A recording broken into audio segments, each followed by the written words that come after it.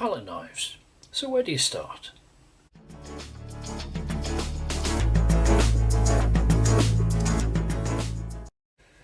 Hi, welcome back. So, as you will have already detected, I have something of a collection of palette knives.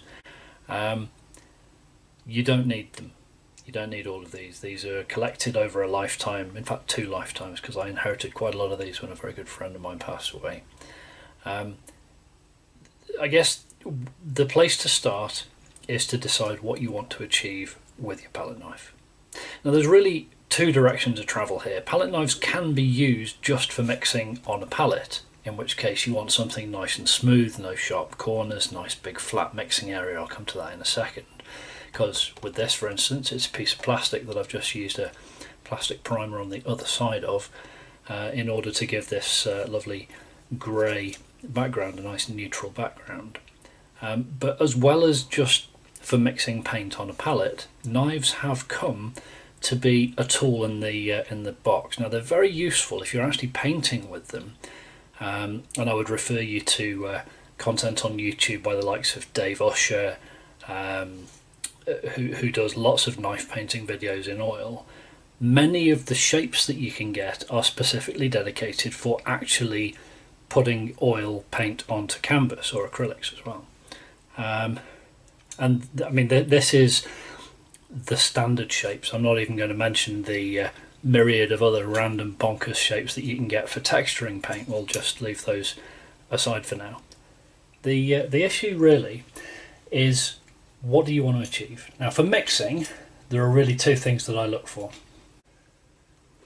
Okay, so first thing is you want a nice springy blade that isn't going to scratch the surface. So some of these, you'll notice this Dale Rowney one for instance, actually have quite sharp corners, which is great if you want to work a detail onto a canvas, but could actually put a scratch onto the plastic surface that I'm using. So I'm going to rule that out. But of that type, there are some that have a really nice shape. Now my recommendation would be, if you're going to go for something like this, you want something with a nice radius on the corners. Either of those would be ideal. Medium size, not too big. Good flex in the blade. Either of those would be perfect.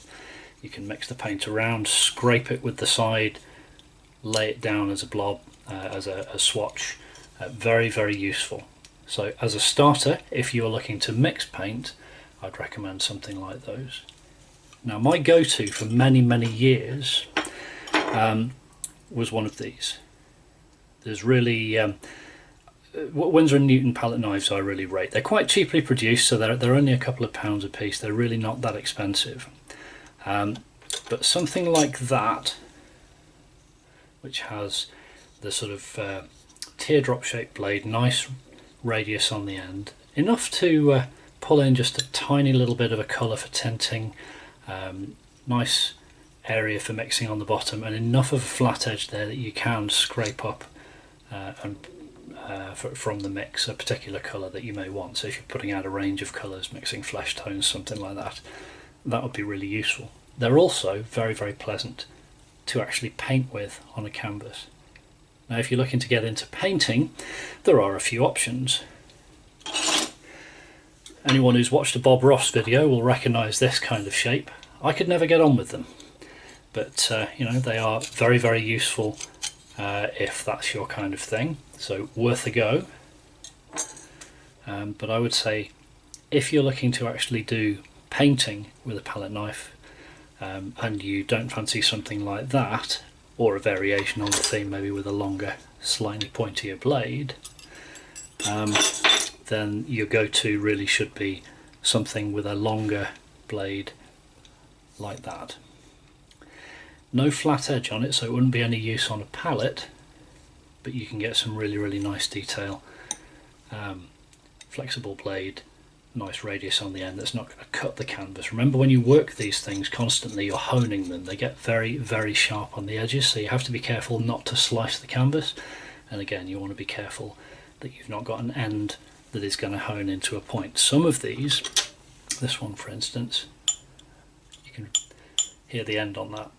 and you can see the way that that's honed down over the years. It's got a razor's edge on that, so you have to be super careful when you're using them. I'd steer clear.